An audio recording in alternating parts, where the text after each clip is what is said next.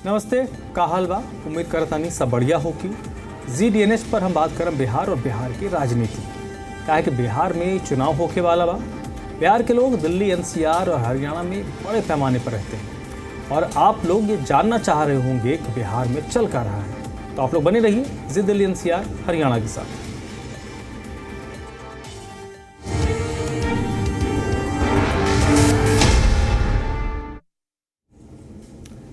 तो सबसे पहले हम बात करते हैं राहुल गांधी की, जो कटिहार में थे। और कटिहार में राहुल गांधी का एक अलग अंदाज दिखा। राहुल गांधी इस वक्त बिहार में वोट अधिकार यात्रा निकाल रहे हैं। वोटर अधिकार यात्रा को लेकर राहुल गांधी बिहार के लोगों के पास जा रहे हैं और यात्रा के दौरान राहुल गांधी का एक अंदाज दिखा।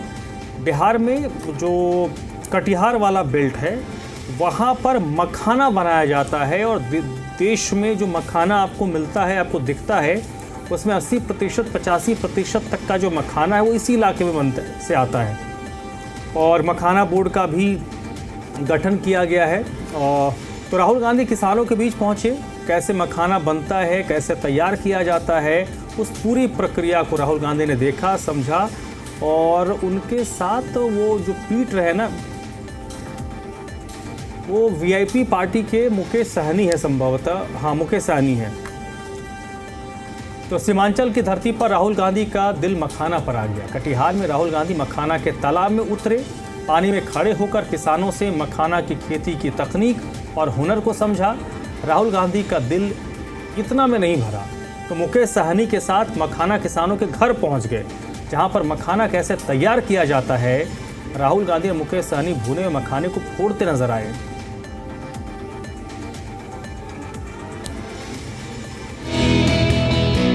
मिथिलांचल और सीमांचल की धरती मखाने की खेती के लिए विश्व विख्यात है। 23 अगस्त को जब कटिहार से महागठबंधन की वोटर अधिकार यात्रा गुजरी तो महागठबंधन के नेताओं का मखाना किसानों के प्रति प्रेम उमड़ पड़ा। इन तस्वीरों को देखिए, एक एक तस्वीर की अपनी पूरी कहानी है। कुर्सेला में राहुल गांधी मखाना किसानों के साथ तालाब में उतर गए। इसके बाद मुकेश सहनी के साथ राहुल गांधी उन किसानों के यहाँ पहुंचे। यहाँ मखाना तैयार किया जाता है। मुकेश सहनी मखाना तैयार करने की बारीकियां बताते रहे और राहुल गांधी पूरे प्रोसेस को देखते रहे। देखिए कैसे मखाना को छन्नी से छाना जा रहा है। इस दौरान मुकेश सहनी राहुल गांधी को इस घर में लेकर आए, जहां मिट्टी के चूल्हों पर मखाने को भूना जा रहा था। देखिए कैसे मुकेश सहनी मखाना को भूनने के बाद फोड़ने का तरीका बता रहे हैं। इस दौरान राहुल गांधी मुकेश सहनी के कंधे पर हाथ रखे हुए हैं। इसके बाद राहुल गांधी भी इन किसानों के साथ चूल्हे के बगल में बैठते हैं और फिर अपने हाथों से मखाना फोड़ने लगते हैं। चिलचिलाती गर्मी के बीच राहुल गांधी का ये अंदाज देखते बनता है। राहुल गांधी ने मखाना किसानों से उनका हाल जाना और भरोसा दिलाया कि आने वाले दिनों में उनके उत्थान के लिए काम करेंगे। ब्यूरो रिपोर्ट, जी मीडिया।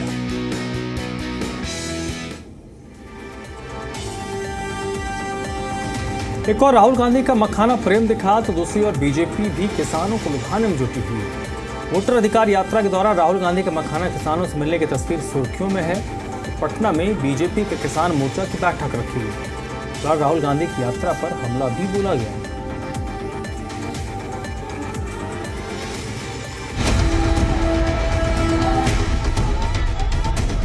ये तस्वीरें कटिहार के कुर्सेला की है, जहां वोटर अधिकार यात्रा के दौरान राहुल गांधी ने मखाना किसानों से मुलाकात के लिए तालाब में उतर गए और मखाना किसानों से बातचीत की। एक ओर राहुल गांधी मखाना किसानों के बीच नजर आए तो दूसरी ओर पटना में बीजेपी किसान मोर्चा की बैठक हुई। मंत्री मंगल पांडे ने राहुल गांधी पर निशाना साधा।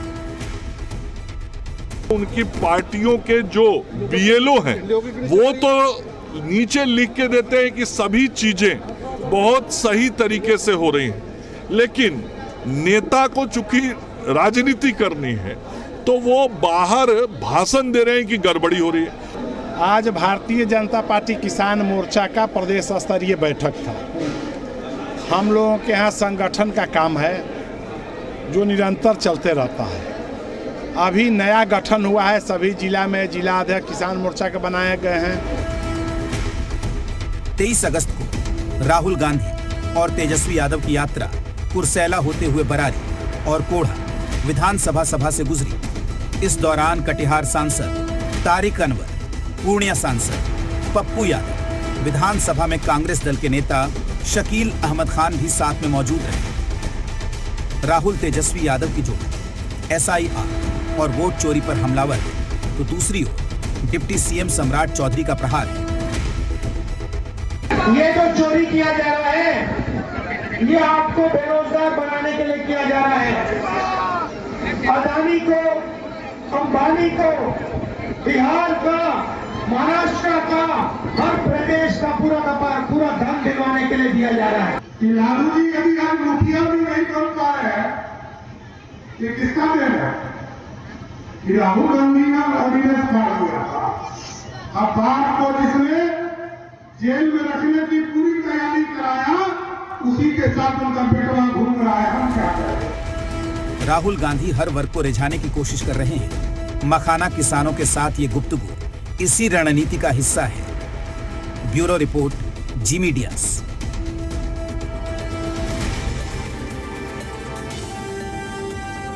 तेजस्वी यादव के खिलाफ FIR दर्ज हुआ है। तेजस्वी यादव ने प्रधानमंत्री नरेंद्र मोदी को लेकर आपत्तिजनक पोस्ट किया था। इसके बाद महाराष्ट्र के गढ़चिरौली और उत्तर प्रदेश के शाहजहांपुर में तेजस्वी यादव के खिलाफ FIR दर्ज करवाया गया है। हालांकि तेजस्वी यादव कह रहे हैं कि हम FIR से डरने वाले नहीं हैं। तो बिहार चुनाव से पहले तेजस्वी यादव मुश्किल में घिरते दिख रहे हैं। प्रधानमंत्री के खिलाफ आपत्तिजनक पोस्ट पर महाराष्ट्र से लेकर उत्तर प्रदेश तक तेजस्वी पर FIR दर्ज करवाया गया है। वहीं तेजस्वी यादव कह रहे हैं कि FIR से हम डरने वाले नहीं हैं।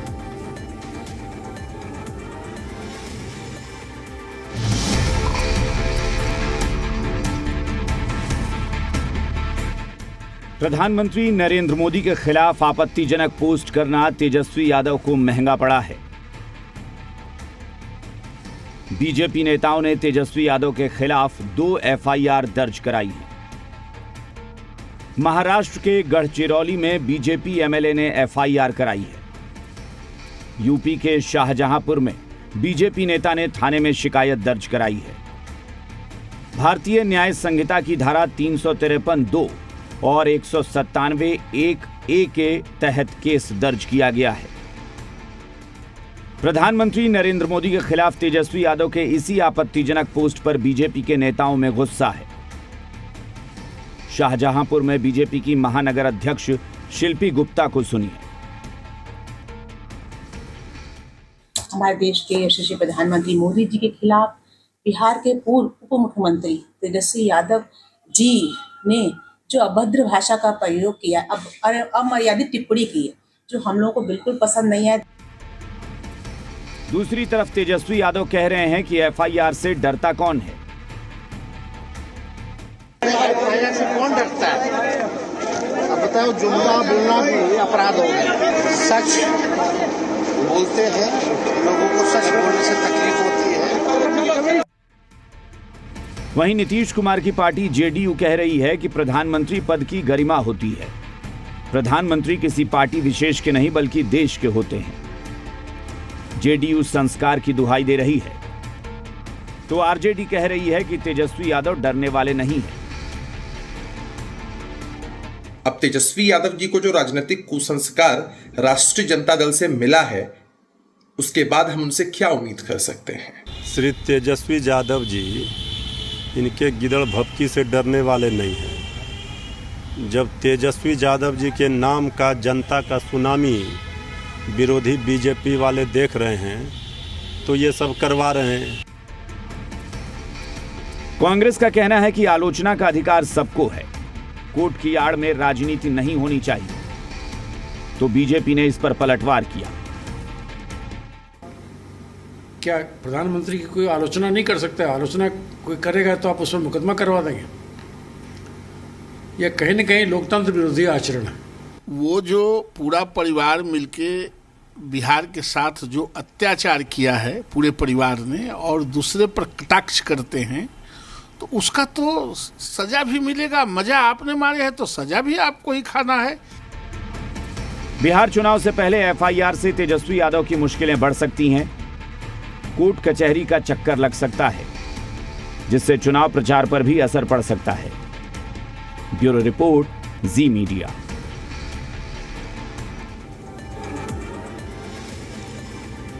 तेजस्वी यादव के खिलाफ दिल्ली में एफआईआर दर्ज हुई। प्रधानमंत्री मोदी पर आपत्तिजनक पोस्ट को लेकर बीजेपी के उपाध्यक्ष केएस दुग्गल ने एक केस दर्ज करवाया है। दिल्ली के गोविंदपुरी थाने में एफआईआर दर्ज करवाई गई है।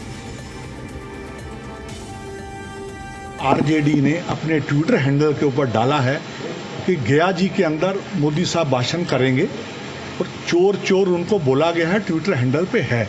मेरे पास ये कागज भी है, आप देख सकते हैं। तो देश के प्रधानमंत्री के लिए ऐसी बात कहना बहुत दुर्भाग्यपूर्ण है। वो देश के प्रधानमंत्री हैं, किसी एक पार्टी के नहीं हैं। पूरे हिंदुस्तान ने उनको चुना है और तीसरी बार वो प्रधानमंत्री बने हैं। जिस प्रधानमंत्री ने हिंदुस्तान का डंका देश के अंदर बचाया। मिशन बिहार की तैयारियों में एनडीए जुटा हुआ है। आज से विधानसभा सम्मेलन की शुरुआत हो गई है। 243 विधानसभा क्षेत्रों में 7 चरणों में यह अभियान चलाया जाएगा और इस अभियान के तहत कार्यकर्ताओं के बीच समन्वय को बढ़ाया जाएगा ताकि जो रिजल्ट है, परिणाम है चुनाव का, वो अपने पक्ष में आए।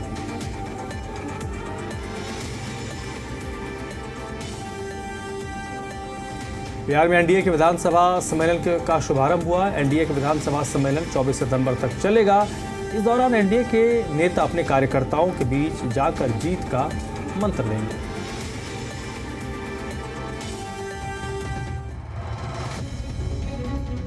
पीएम मोदी की अगुवाई में एनडीए ने मिशन बिहार का शुभारंभ कर दिया है। बिहार एनडीए अब विधानसभा सम्मेलन में जुट गया है। एनडीए का विधानसभा सम्मेलन 24 सितंबर तक चलेगा। 7 चरणों में सभी 243 सीट को कवर किया जाएगा।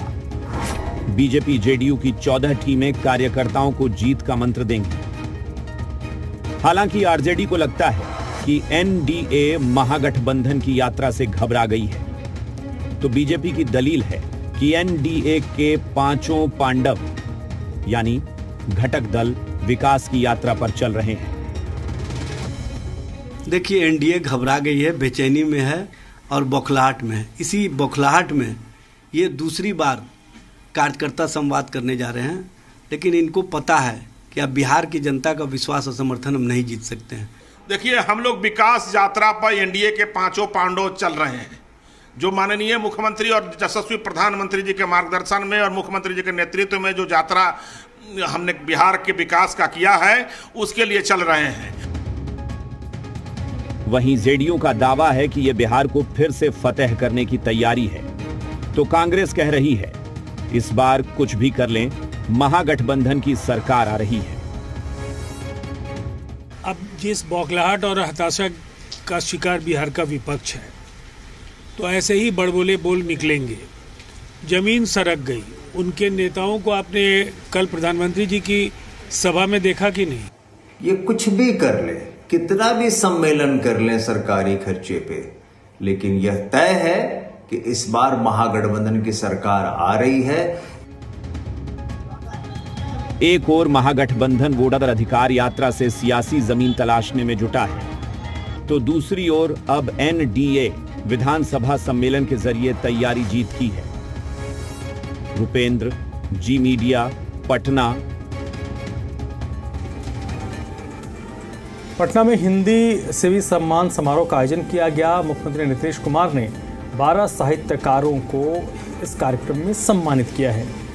मुख्यमंत्री ने सभी विजेताओं को शुभकामनाएं दी। अपर मुख्य सचिव डॉक्टर एस सिद्धार्थ ने मुख्यमंत्री को दिनकर की रचित किताब भेंट की है।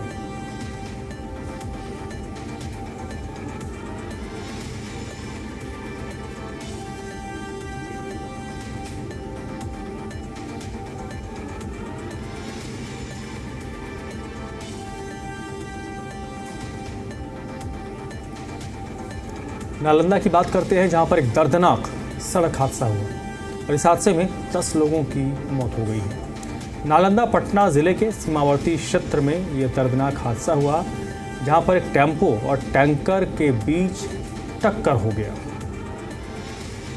बताया जा रहा है कि जो टेम्पो सवार लोग थे, ये सभी गंगा स्नान करके लौट रहे थे और इसी दौरान ये हादसा हुआ जिसमें 10 लोगों की मौत हुई है। इस घटना पर मुख्यमंत्री नीतीश कुमार ने दुख जताया है।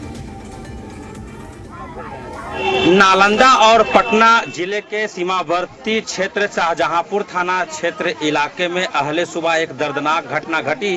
बताया जाता है कि टैंकरोली और ऑटो के बीच टक्कर में कुल 9 लोगों की अब तक मौत हो चुकी है। बताया जाता है कि ऑटो पर कुल 13 लोग सवार थे और 13 लोगों में से 9 लोगों की मौत अब तक हो चुकी है, जबकि 4 का इलाज चल रहा है। मैं इस वक्त घटना स्थल पर मौजूद हूं और आप देख सकते हैं कि ये वही ऑटो है जिसमें टैंकलोरी के द्वारा जो है भीषण टक्कर मारा गया था और टक्कर के बाद इस टेम्पो की क्या हालत है ये आप देखकर सोच सकते हैं। हालांकि घटना की जानकारी मिलने पर दोनों जिले की जो स्थानीय पुलिस है वो घटना स्थल पर पहुंची है। ग्रामीणों का कहना है कि यहां पर जितने लोगों की मौत हुई है उन सभी लोगों को मुआवजा दिया जाए। हालांकि यहां के स्थानीय विधायक, जेडीयू के जो विधायक है प्रेम मुखिया, घटना स्थल पहुंचकर घटना की पूरी जानकारी ली। उन्होंने बताया कि जिस टैंकलोरी से ये घटना घटी है वो टैंकलोरी जो है इसी अल्ट्राटेक सीमेंट फैक्ट्री के अंदर है और ग्रामीणों की मांग है कि जिस ट्रक से ये हादसा हुआ है उस ट्रक मालिक से भी मुआवजा पीड़ित परिवार को दिया जाए। फिलहाल अगर हालात की बात करें तो यहाँ घटना स्थल पर जो दोनों मौके पर जो पुलिस है वो पहुंची हुई है और उग्र ग्रामीणों को समझाने बुझाने का प्रयास कर रही है। इस वक्त अपने सहयोगी मिथुन के साथ ऋषिकेश कुमार, जी मीडिया, नालंदा।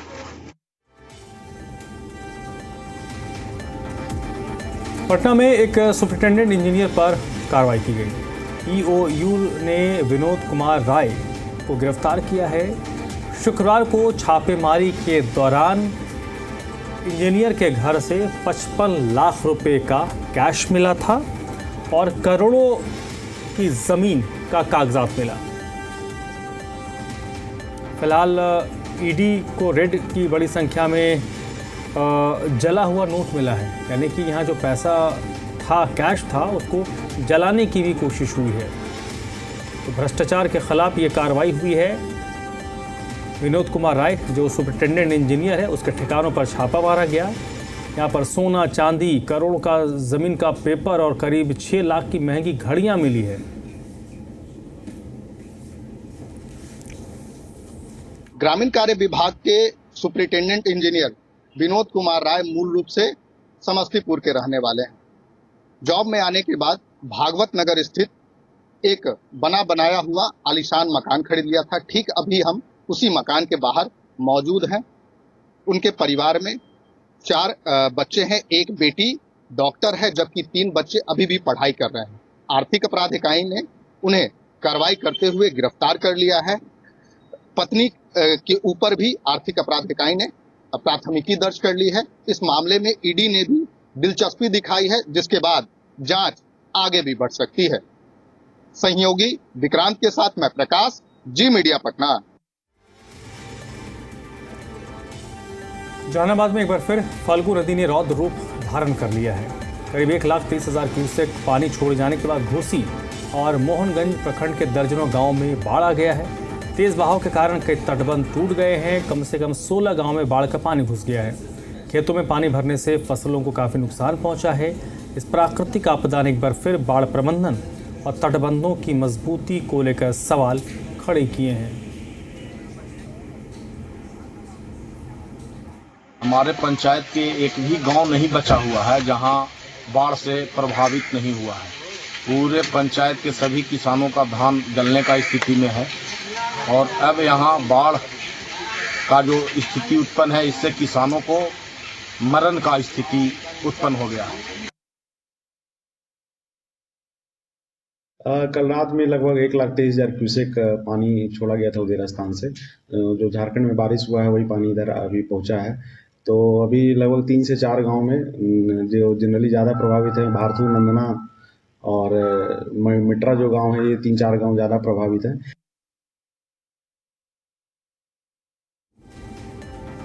बिहार में गंडक उफान पर है। खासतौर पर नेपाल से सटे इलाकों में नदी के उफान में होने से नालों में भी सैलाब दिख रहा है।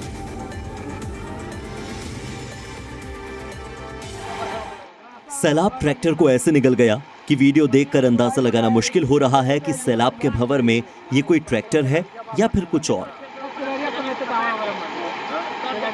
न तो ट्रैक्टर के पहिए नजर आ रहे हैं, न ही ट्रैक्टर की बॉडी। सैलाब का जोर ऐसा कि पूरा ट्रैक्टर जल समाधि ले चुका है।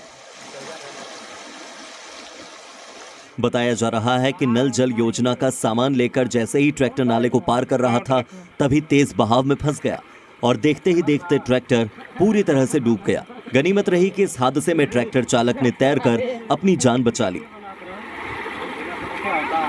दरअसल गंडक नदी के जलस्तर में लगातार उतार चढ़ाव हो रहा है। इस हादसे से पहले गंडक नदी में 1,39,000 क्यूसेक पानी डिस्चार्ज किया गया था, जिस वजह से अचानक इलाके के नालों में सैलाब आ गया। बिहार में चमत्कारी मंदिर है जहां बगैर रक्त बहाए बलि दी जाती है। पंचमुखी भगवान भोलेनाथ की मूर्ति दिन में 3 बार रंग बदलती है। एक ऐसा मंदिर है जहां मां दुर्गा और भगवान भोलेनाथ एक साथ स्थापित हैं। कहते हैं कि यहीं पर शुंभ और निशुंभ के सेनापति चंड और मुंड का मां मुंडेश्वरी ने वध किया था।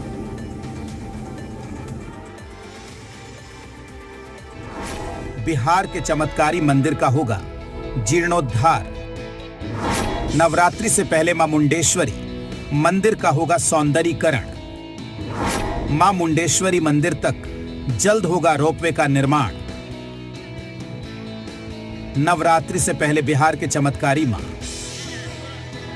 मुंडेश्वरी मंदिर के लिए शुभ समाचार है। बिहार सरकार के मंत्री डॉक्टर सुनील कुमार ने मां मुंडेश्वरी धाम के परिसर में मंदिर के सौंदर्यीकरण का शिलान्यास किया है।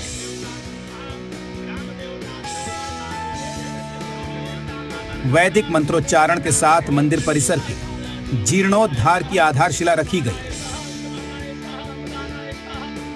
अब मां मुंडेश्वरी धाम के जीर्णोद्धार में 6 करोड़ 38 लाख खर्च होंगे।